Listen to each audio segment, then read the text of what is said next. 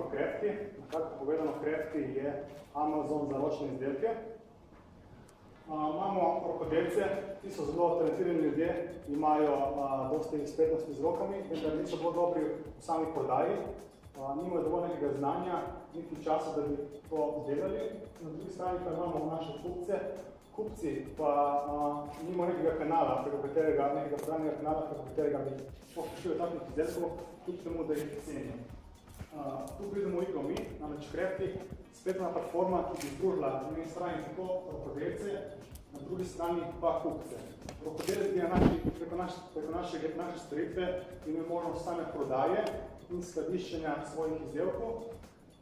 Rokodelec bi nam poslal izdelke, mi bi jih poslikali, opisali, rokodelec bi to nam poslal brezplačno, oziroma mi to bi brezplačno in ga pač dali na stran, služi pa bi od nekaj procenta prodaje.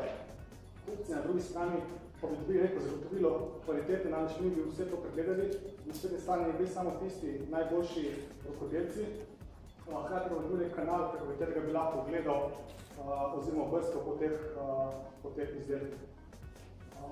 Konkurenca, največja konkurenca Etsy, ima nekaj 17 milijonov obiskov dnevno, 150-200 milijonov mesečnega prometa. Vidimo, da trg je, problem pa je, da v teh takšnih ponudnikih se lahko vsak prijavi, ni nekega nadzora nad kvaliteto, poreklo ni najbolj znano. Mi ne želimo biti neka bolha za rokodelce, zato želimo biti drugačni. To so potrebili tudi naši stranki oziroma rokodelci, ki smo iskali včeraj na terenu. Rekli so, da bi bili pripravljeni celo plačati, da bi bili na naši spletni strani, samo da bi bili vzdrževali nekaj nivo kvalitete. Prav tako smo tudi 11 kontaktov nekih potencialnih kupcev preko spleta. To je primer naše spletne strani, kako naj bi to izgledalo. Naš plan je, da bi od vsakega prodajanega izdelka dobili nek procent prodaje, nekaj od 50-40% odvisno od same kategorije izdelkov.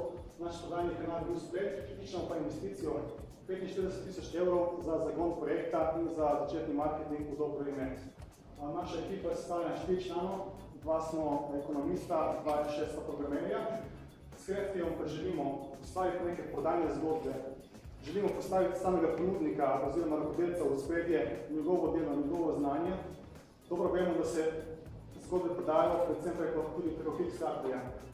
Želimo pa ustvariti nek globalni brand, ki bi bil sinonim za kvaliteto in za samo tradicijo, brand, ki bi ponudil neke zgodbe, ki jih v današnjem času večkrat pogrešamo. Najlepša hvala.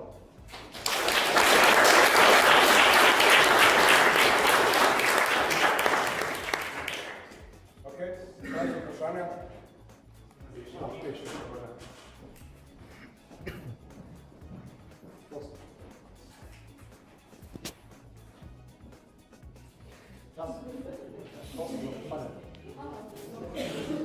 Recimo obstajajo ogromno takih podobnih platform, ki z precej nižjo maržo omogočajo dosti teh storitev, kaj bi recimo si izbrali v spomenih?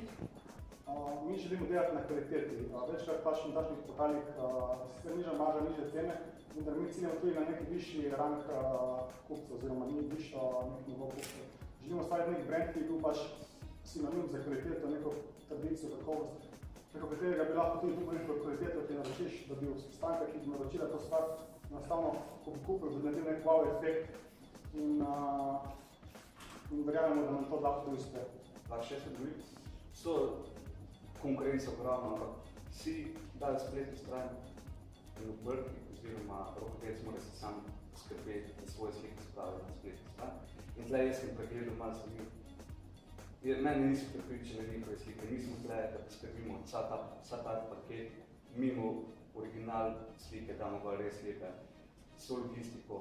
Problem imajo tudi s skladiščenjem, oni so meni z nekom določenom prostoru, mimo pa ta njihove izdelke lahko skladišče.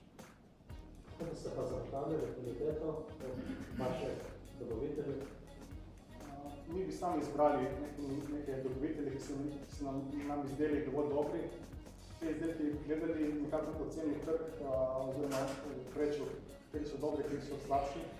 In iz tega želimo pač ustvariti nek nivo. Na naši strani ne je bil vsak dobrodošli, bili samo najboljši inovacije oziroma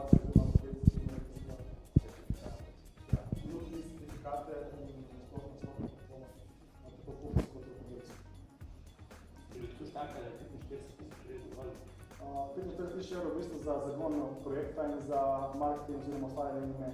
Kasnejši leti, ko bi rasli, bi vsekako rabili še dodatno investicijo, da bi pokrili celotni trg oziroma drugi krog financiranja. Trg, tržišče, cela Evropa? Tržišče je bila, ja, večina na začetku Evropa, 170 milijonov ljudi je spletnih kupcev. Drugače pa bi s časom ne videli, če bi se šli pod oziroma še druge celine. Če je globalno, Kako bi dobili vaše dobavitelje? Kako bi jih poskali? Zdaj bi na začetku poiskali dobavitelje iz Slovenije oziroma iz lokalnih oziroma sosednjih držav, Hrvaške, Avstrije, Italije. In bi ponudili pač shipping iz Slovenije in pač skladišče v evropske države, da je bilo čim manj stroškov in kasneje, ko bi dobili neko ime, bi se širili. Hkrati z imenom, ko dobili tudi neko bi ljudje želeli, oziroma te rokodelci bi širili sami nam izdelke na naši strani, s tem bi lahko videli neko selekcijo, kdo je boljši, kdo je slabši. In dolgoročno bi lahko tudi tako računali, da se pojdi nas, ker mi imamo pač nek trend in ponujemo neka prestižna veleprodavnica, neke izdelke, ki so res ročno cenjeni. Nekaj me zanima to. Naprimer, če neki rokodelci delajo lokalne stvari običajno, ne? Če bi bilo nekaj narejeno v Sloveniji, zakaj bi to zanimalo nekaj iz Nemčije, naprimer? Menimo, da vsaka država ima neke svoje specifike, nekateri delajo drugače, nekateri slabše, nekateri boljše. Vendar za Nemce je tudi nemški dobavitelji oziroma njegovi ponudniki. Hkrati pa bi Nemec videl njegovo zgodovino, ki jo on dela. Lahko bi bil na svetu tudi naš posnetek, kako to dela in če bi ga res kot na Kickstarterju, če ga nekoga čistveno prevzame, bi bil pripravljen za to tudi plačati. Kaj pa razni certifikati, odbarov, kako bi to zagotavljali, da ne države hočejo to? Ja, mi bi na naš način bilo, da bi